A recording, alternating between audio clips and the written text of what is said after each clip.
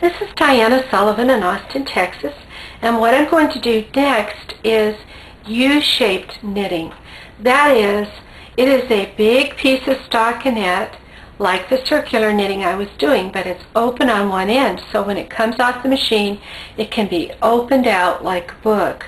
That means that I can make a very, very wide piece of knitting by using both beds of the machine. I would be knitting like this, across and back, and then knit the main bed again, knit the ribber again, then the ribber again, then the main bed again.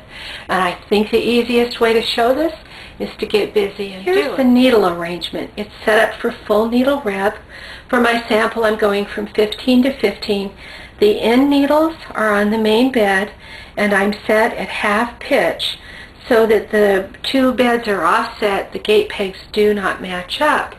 And then here's my setup for the zigzag row. What I want for the zigzag row is the tightest tension and the main carriage set on plain, the ribber carriage set on plain, and I want the tightest possible tension. So I'm set for my zigzag row, and let me get threaded. I'm just passing this waste yarn, which is purple, between the beds. I'm putting a clothespin on it. I'm threading it, and I'm going across. And here's my zigzag row. Zoom in on that zigzag row. I'm putting the ribber comb in now. I'm just centering the comb, putting between the beds, removing the wire partially, pushing the wire back in, and then I hang weights. For this many stitches, I just want one weight on each end. This is repetitious, but I have some idea of how much video time I have, so when I can, I go ahead and give all the instructions. Now, I'm going to put a few rows on in circular knitting with this purple yarn because I just need to make a start with this before I go ahead and thread the main garment yarn. Here are the circular settings. Tension 1, left part button, which means this will slip to the left and knit to the right. Tension 1, right part lever, which means this will knit to the left and slip to the right. Let me just do 3 rows circular. This is going to be removed. This is not going to be part of the actual sheet of knitting that I'm making.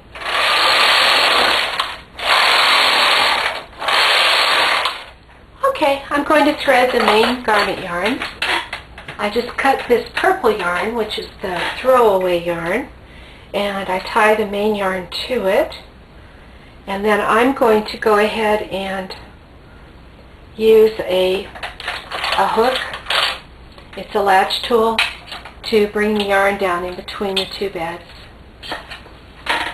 And then I'll switch my clothespin from the end that it was hanging on to this. Now here's an important thing. Let me get this yarn loosened, this tension loosened up.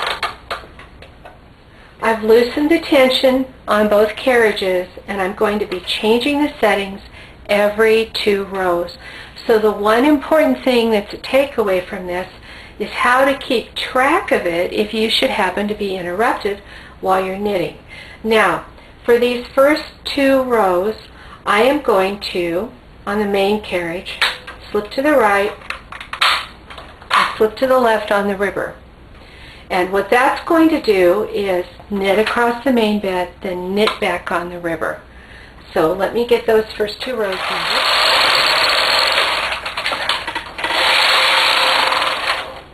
I have the first 2 rows knitted. Every 2 rows I change the settings. On the ribber I put this one up and this one down. On the main bed I just pop the other button. On my machine, if you push in one button, then it cancels the other. You can push 2 buttons at once, but you have to hold them both at the same time. So I have knitted from the top over and then on the bottom over. So I'm on the bottom. So now I need to knit on the bottom and on over. here's something to think about if you should happen to be interrupted, because you have to switch every 2 rows. When you come back from your interruption, look at where the yarn tail is coming from. Let's say I've been interrupted. The yarn tail is coming from the main bed, so I want to knit back across the main bed. So if it's coming from the main bed, then I want the main carriage to knit to the left, and then I'm going to want the river carriage to slip to the left. So I can use that, which bed it's coming from, to keep track of where I am. So I'm going to continue doing this, knitting 2 rows and then switching the settings a number of times so we'll have a good sample.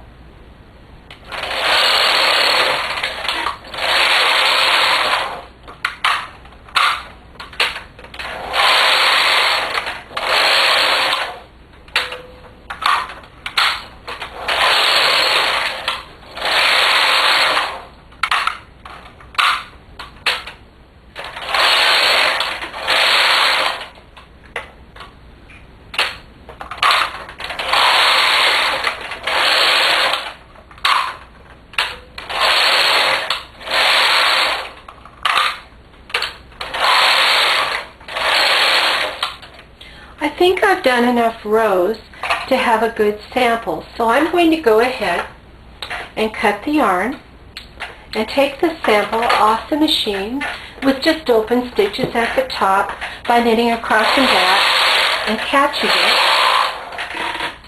And then I'm going to put it up on the machine and show it. Here's my finished sample. It's joined at the bottom with the purple. This was the zigzag row at the very bottom.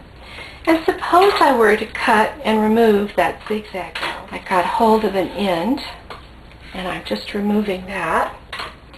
Okay, with that removed, I can open this out. It's a big sheet of stockinette. It grew in the machine in a folded condition, and now this is what I have. I mentioned on the circular knitting that if you use this for a garment, you should check the gauge between the main bed and the river bed and make sure that they match. And I also mentioned that if you want 20 rows of this, you need 40 rows on the row counter. So that's how to do U-shaped knitting for a very wide piece of stockinette.